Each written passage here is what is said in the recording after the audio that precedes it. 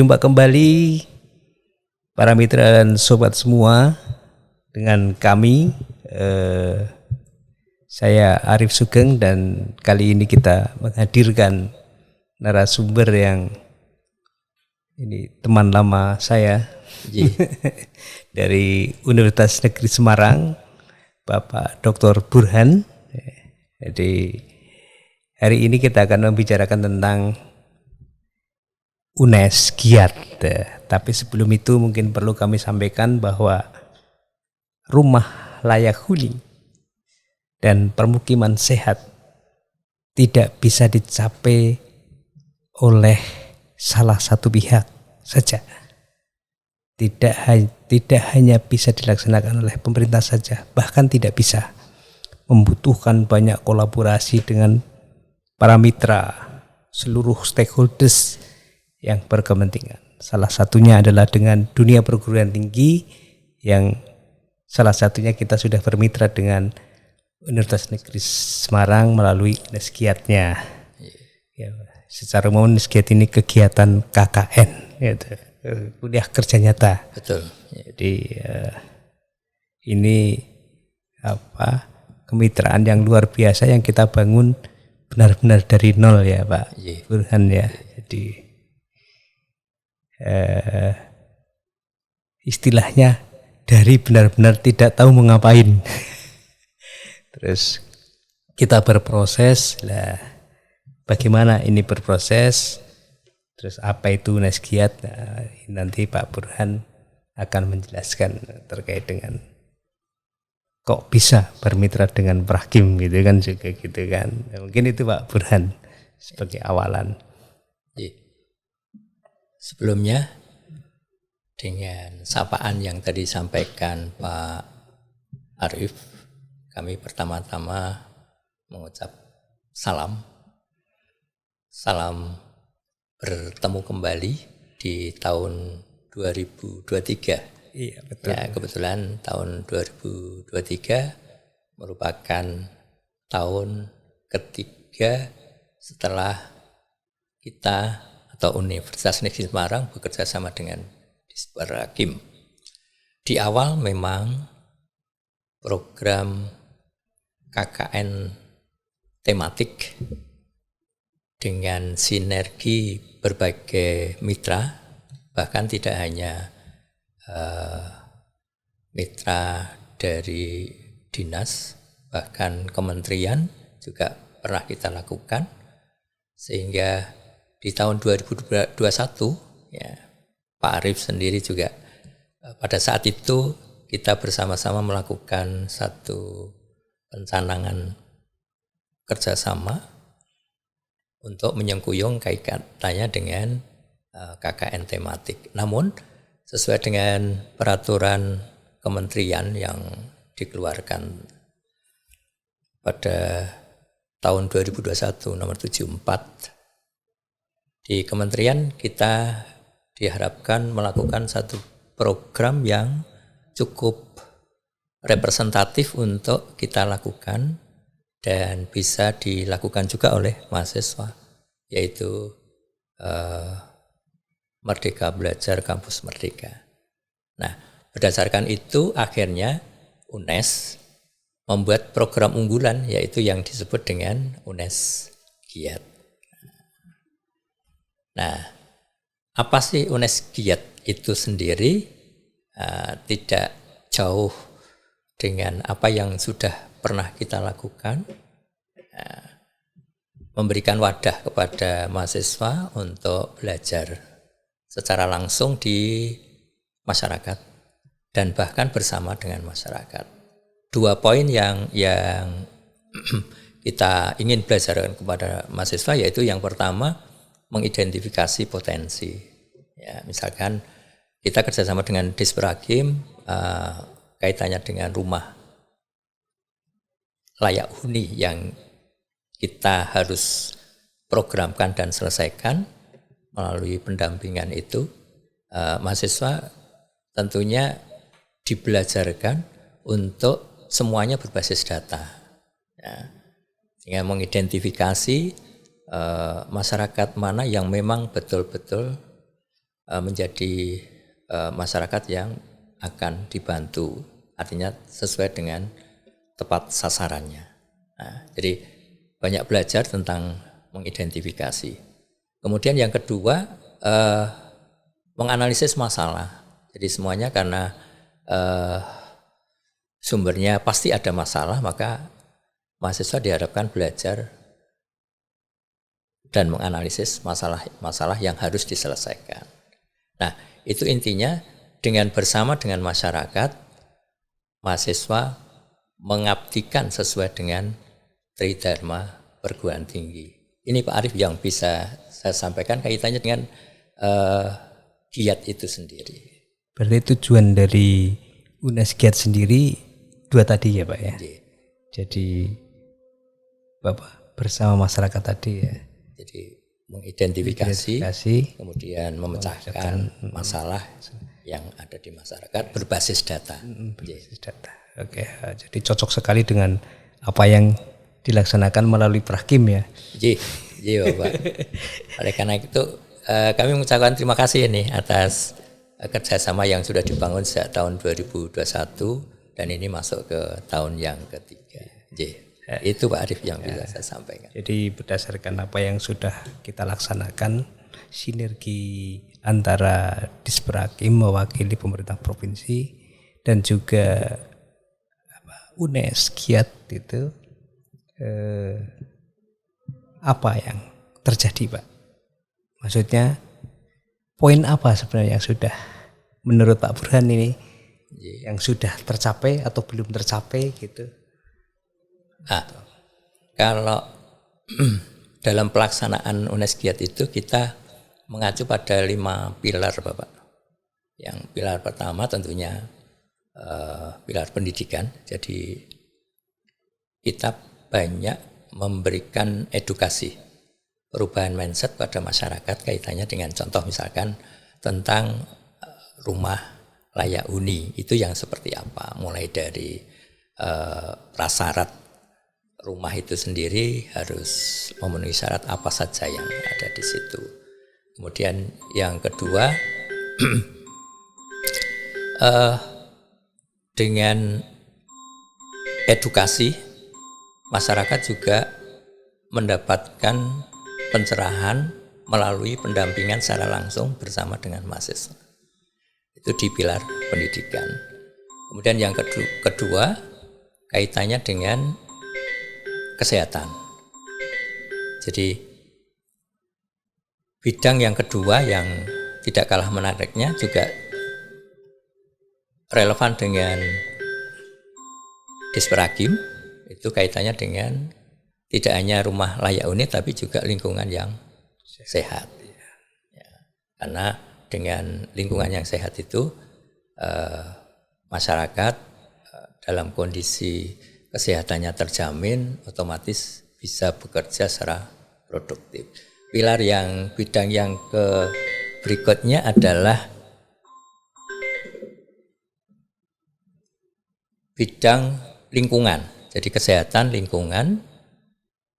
Kemudian lingkungan itu karena Universitas Negeri Semarang berbasis pada konservasi, maka lebih pas juga dan kita bisa melakukan pendampingan ke masyarakat kaitannya dengan misalkan salah contoh perilaku hidup bersih dan sehat. Karena kalau rumahnya sudah terpenuhi, tetapi lingkungannya yang juga harus terjaga. Itu di bidang yang ketiga yaitu lingkungan. Kemudian bidang yang keempat adalah ekonomi. Jadi kalau masyarakat sudah dalam kondisi terpenuhi papan dan kehidupannya, maka juga memantapkan dari sisi pemenuhan ekonominya. Nah, yang terakhir adalah konservasi tadi. Selain lingkungan, tadi UNES juga mengacu pada 5 pilar yang ke-5 adalah budaya. Jadi berbagai prodi yang ada di UNES itu diantaranya mahasiswa kita ada yang dari seni dan sebagainya, sehingga mau tidak mau kita juga harus menyesuaikan dari target 5 pilar tersebut. Itu Pak Arief yang berkaitan dengan dasar dari pelaksanaan giat dengan 5 pilar yang kita atur. Jadi saya rasa emang cocok sekali dengan 5 pilar UNES ini, karena UNES giat ini, karena kan di dalam proses KKN kita kan ada juga 5 yang mendekati ke-5 itu gitu kan. Pendataan, sosialisasi, fasilitasi, pendampingan itu kan. Jadi kan mendekati, maksudnya saling bisa mendekatkan gitu secara substansi gitu. Nah, apalagi terkait dengan tadi lingkungan itu kan, dan konservasi ini juga sangat dekat dengan kami Pak Burhan. Jadi kami itu juga bergerak terkait dengan kebencanaan, itu kan berarti kaitannya dengan lingkungan dan konservasi juga. Cuma kami di rumah dan lingkungan prasarana ya. Ini mungkin bagian dari interaksi berkelanjutan kita yang akan bisa memperbaiki model kita yang bisa lebih efektif dan efisien kepada target kita. Nah, dalam proses pelaksanaan ini Pak Burhan, berdasarkan pengalaman dari Pak Burhan selaku pengelola KKN maupun sebagai pendamping mahasiswa gitu, apa respon mahasiswa? Sangat positif Pak Arief. Jadi kebetulan selain kami mengelola 6.000 mahasiswa misalkan dalam setiap tahun kurang lebihnya, itu di saat pelaksanaan itu mahasiswa begitu mendapatkan ya, karena pada proses mekanismenya kan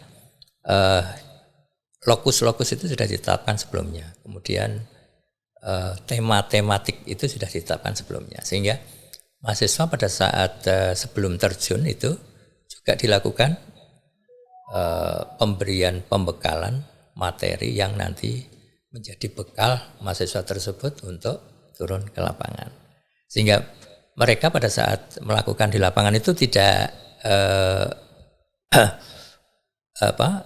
hanya begitu saja jalan, tetapi tidak sudah, kosongan lah.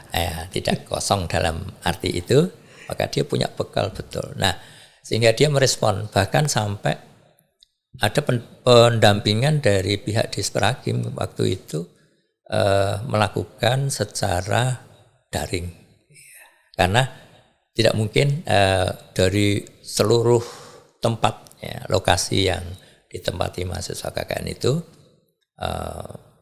tim dari Disperagim satu persatu mendampingi, sehingga positif sekali dan terbantu sekali melalui misalkan contoh penggunaan Simperum ya. Simperum pada saat itu tim dari Disperagim ditetapkan pada waktu tertentu untuk menyampaikan pembekalan, sehingga saya melihat bahwa mahasiswa begitu semangatnya untuk melakukan program yang bersinergi dengan Disperagim terutama.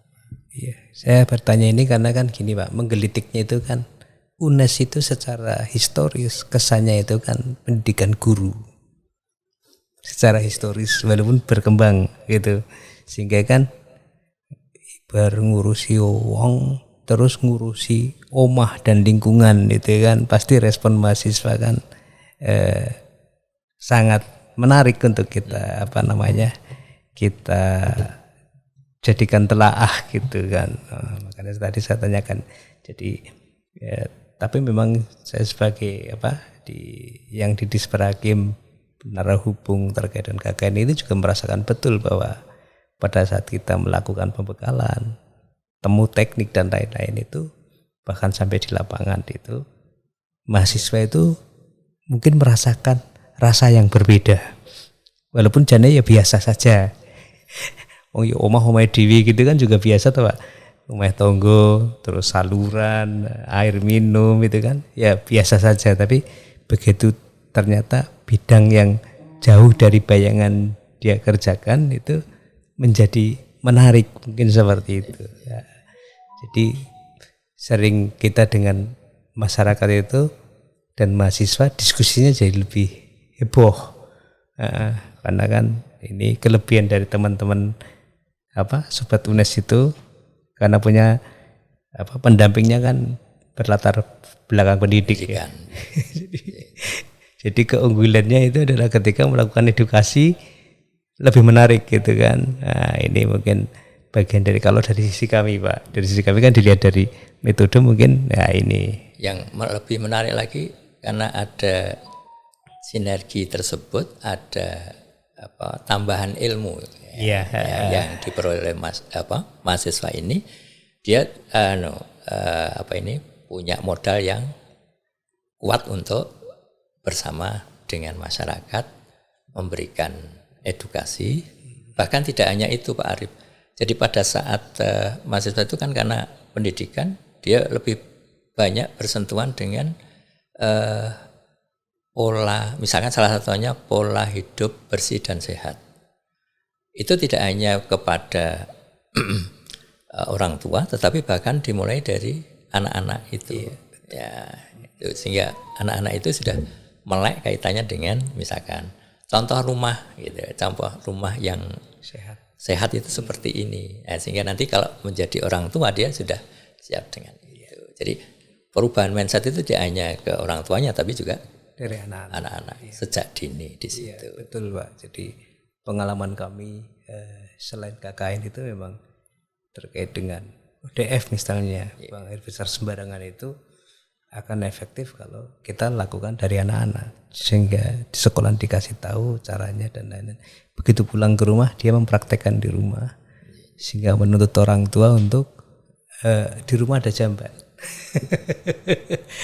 Ya contohnya itu gitu ya. Jadi begitu kita dari kami, sisi kami, begitu dari ada kita dengan Giat UNES ini, ternyata problem yang kita hadapi banyak sekali. Maksudnya yang cocok untuk menjadi materi KKN, bahasa saya jadi materi KKN gitu kan, materi Giat UNES itu. Jadi dulu kita nggak pernah ngomong ke ODF dan buang air besar sembarangan pada saat kita awal-awal ya Pak Burhan ya. Kita masih sangat umum gitu. Tapi begitu berjalan ternyata ternyata banyak problem sekali. Masyarakat sampai ke situ, sampai stunting juga masuk gitu kan. Jadi mahasiswa yang tadinya di kampus hanya stunting bagian dari KKN gitu kan. Ketika kita masuk malah menjadi target penuntasan. Jadi penuntasan buang air besar sembarangan dan kemudian stunting. Ya, jadi luar biasa itu Pak. Jadi progres antara pemerintah dan masyarakat yang dijembatani melalui UNES Giat ini menjadi semakin menarik Pak. Karena materinya menjadi lebih berkembang dan poin edukasi, pendataan dan fasilitasi, pendampingan itu menjadi semakin kuat, terutama di sisi materi-materi khusus itu. Ya memang yang terakhir tadi yang terkait dengan ekonomi ini yang mungkin perlu pertimbangan lebih jauh, karena waktunya pendek Pak KKN ini. Tapi alhamdulillah sejak kita kerjasama itu ada durasi waktu yang cukup kita berharap cukup panjang. Iya. Jadi apalagi melalui MPKM ini kan. Bahkan bisa sampai mahasiswa itu melakukan kegiatan selama 6 bulan. Tetapi ada program-program yang disinergikan melalui rekognisi dan lain sebagainya. Ya ini mungkin ke depan perlu kita karena kebutuhan ya Pak ya. Tadi kan respon mahasiswa. Begitu bagaimana dengan respon masyarakat Pak? Jadi kan evaluasinya kan sampai ke sana. Bagaimana respon masyarakat dengan UNES Giat yang baru ini? Kalau saya boleh matur Pak Arief, jadi setelah mahasiswa didampingi melalui program kemitraan khususnya dengan Disperhakim melalui tema program Rumah Layak Huni dan Lingkungan Sehat itu terbaca betul mahasiswa terbantu dalam konteks rumah yang harus dimiliki oleh masyarakat. Kemudian masyarakat itu juga gumregah dalam konteks tidak hanya pemenuhan itu saja, tetapi juga pemenuhan terhadap kebutuhan untuk peningkatan kualitas hidupnya.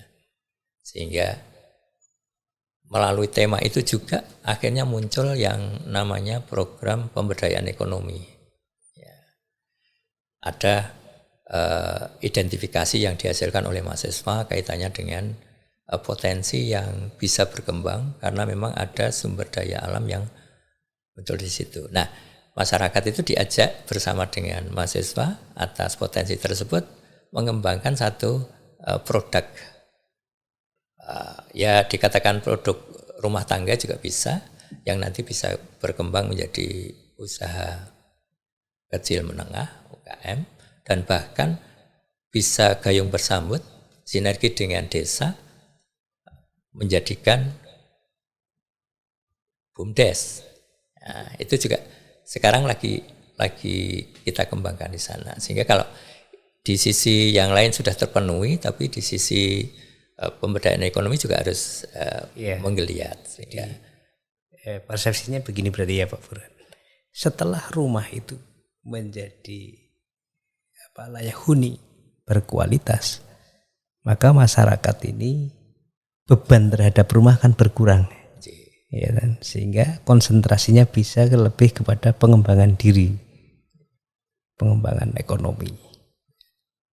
Itu jadi peningkatan kualitas. Tadinya kualitasnya kepada rumah, dia sudah kepada orientasi peningkatan kualitas kepada dirinya sendiri, gitu ya Pak. Betul. Jadi ekonomi bisa digerakkan karena dalam rangka peningkatan kualitas tadi. Bahkan contoh Pak Arief, yang waktu kita melakukan pendampingan di daerah Demak, ya, kebetulan ada beberapa desa yang memiliki potensi khususnya limbah dari kayu. Nah, kemudian masyarakat itu tumbuh berkembang kaitannya dengan UMKM, ya, furniture, tetapi basisnya dari limbah. Ya, limbah yang mestinya dibuang dimanfaatkan, dan mereka menggeliat kaitannya dengan itu. Ya, itu Pak Arief, sehingga saya bersyukur sekali waktu itu harus berdampingan dengan mahasiswa, selain mengentaskan kaitannya dengan rumahnya, tetapi juga mereka muncul ide-ide inovatif bersama dengan mahasiswa, akhirnya menjadikan satu potensi ekonomi yang bisa diberdayakan di situ. Itu sangat positif sekali intinya. Iya betul. Jadi kita memang salah satu tujuannya itu kan tidak hanya bahwa RTLH hilang Pak, tapi bagaimana RTLH ini menjadi pemicu berikutnya ada tadi. Jadi rumah tidak layak huni menjadi layak huni, semakin layak huni semakin berkualitas, maka kualitas hidup penghuninya juga akan meningkat. Jadi lebih berpikir positif, berpikir produktif, sehingga aspek keberlanjutan pembangunan ini, outcome itu didapatkan itu. Jadi kalau dengan persepsi tadi kan berarti sudah ada yang sudah mulai ke sana ya Pak Burhan ya. Tidak seluruhnya pasti gitu kan. Tapi bahwa sinergi kita ada, tidak hanya output tapi outcome juga didapat gitu. Bahkan mungkin berkelanjutan setelah ditinggal KKN juga mereka terus bergerak gitu lah. Jadi tidak hanya menunggu anak KKN datang. Bahkan positifnya beberapa tahun setelah kegiatan itu berjalan, itu masyarakat kapan UNES giat kembali ke wilayah kami gitu. Karena background mereka yang pendidikan itu pendekatan sosioekonomi, sosiopendidikannya itu betul-betul berjalan. Itu Pak Arief yang bisa saya sampaikan. Iya, terima kasih banget infonya ini Pak Burhan. Jadi kami itu juga semakin bersemangat Pak. Jadi kan dari evaluasi hari ini kita ngobrol itu, ternyata inilah yang akan kita jadi role model kita gitu kan. Jadi ke depan pasti enggak sekedar itu, kita masih punya tugas berat sampai 2045 Pak Burhan. rumah layak huni ini harusnya sudah tercapai lah di 2045, sehingga menuju ke sana kan nggak sekedar RT hilang, tapi juga bagaimana rumah-rumah yang dibangun masyarakat itu juga memiliki kriteria yang sama terkait dengan rumah yang berstandar gitu, layak huni. Jadi speknya tercapai, infrastrukturnya tercapai, sehingga rumah dan lingkungan yang sehat ini, rumah layak huni dan lingkungan sehat ini benar-benar terwujud itu. Jadi sehingga saya rasa model-model dengan Gia Tunes ini menjadi prototipe yang bisa dikembangkan lebih jauh. Pasti local wisdom juga penting tadi, apalagi tadi potensi-potensi ekonomi dan lain-lain kan dari local wisdom akan terbentuk. Jadi kalau kita tadi kualitas rumah bisa terbentuk, ya kita bicara keluarga sakinah mawaddah warahmah ya Pak. Amin. Rumahnya sudah berkualitas, tinggal keluarganya kita bikin berkualitas gitu kan. Sehingga kalau kita bicara tujuan tata ruang itu aman, nyaman, produktif, berkelanjutan, itu ada wujudnya itu. Setelah rumah menjadi aman dan menjadikan nyaman orang bertempat tinggal, maka orang yang bertempat tinggal menjadi produktif. Nah, karena dia sudah merasa oke, ya pasti bisa berlanjut terus-menerus. Dan konservasi bisa kita wujudkan, karena kan berkelanjutan kan unsur berkelanjutan dan unsur konservasi. Ya. Jadi model-model ini saya rasa perlu kita kembangkan lebih jauh. Apalagi tadi Pak Burhan menginformasikan MPKM ya, jadi Merdeka Belajar Kampus Merdeka. Jadi ini memang perlu pendekatan agar saling mendekati antara program di sektor pendidikan, sektor perumahan rakyat dan kawasan permukiman, dan kebutuhan masyarakat. Jadi pendekatan itu perlu pembicaraan lebih lanjut. Jadi ini kalau dari tadi mungkin dari harapan-harapan menurut Pak Burhan dari program UNES-Giat ini, terutama dari mahasiswa maupun dari pengelola KKN gitu, dan masyarakat tadi kan terkait dengan UNES-Giat sudah disampaikan Pak, menunggu kedatangan kembali gitu kan. Nah, sekarang dari sisi pengelola UNES-Giat dan juga dari mahasiswa, ya kalau sekarang udah jadi alumni Pak tapi kan bisa jadi setelah mengikuti mereka menjadi tahu, terus menjadi mestinya gini gitu loh. Nah gitu Pak, mungkin gitu. Mewakili secara kelembagaan tentunya selain mengucapkan terima kasih, harapan untuk jangka ke depan setelah kita 3 tahun melakukan satu penggalian, kemudian memantapkan dengan bentuk model pelaksanaan sinergitas antara perguruan tinggi dengan mitra. Kemudian yang ketiga, memantapkan kaitannya dengan tema-tema sentral yang harusnya dientaskan menurut dekade waktu ke depan. Misalnya contoh tahun 2024 targetnya dari Pak Jokowi kaitannya dengan stunting misalnya tadi yang disampaikan sudah harus di bawah 14%. Nah, kemudian artinya itu nyambung dengan kaitannya dengan lingkungan. Terus kemudian pendidikan emas di tahun 2024 itu kan juga ditargetkan kita tidak berharap bahwa anak-anak yang sekarang sudah masuk SD, SMP itu tahun 2045 merupakan generasi emas. Nah, generasi emas itu terkait dengan program stunting yang juga tadi disampaikan Pak Arief, kita juga mendukung ke sana. Nah, untuk mewujudkan generasi yang emas itu, maka anak-anak kita tidak dalam kondisi risiko terhadap stunting. Ya, misalkan pola makannya misalkan. Nah, harapan kerjasama ini kita berharap tetap bisa terus berlanjut Pak Arief dengan kemitraan yang sudah solid ini. Kita berharap untuk kita lanjutkan Dan tentunya selain mengucapkan terima kasih, mudah-mudahan kerjasama ini juga tetap kita bisa lanjutkan melalui generasi yang berikutnya. Jadi saya sebagai pengelola senior tentunya di sini menjadi narasumber di dalam konteks ini. Kami mengucapkan banyak terima kasih. Mudah-mudahan bisa dilanjutkan pada yang melanjutkan.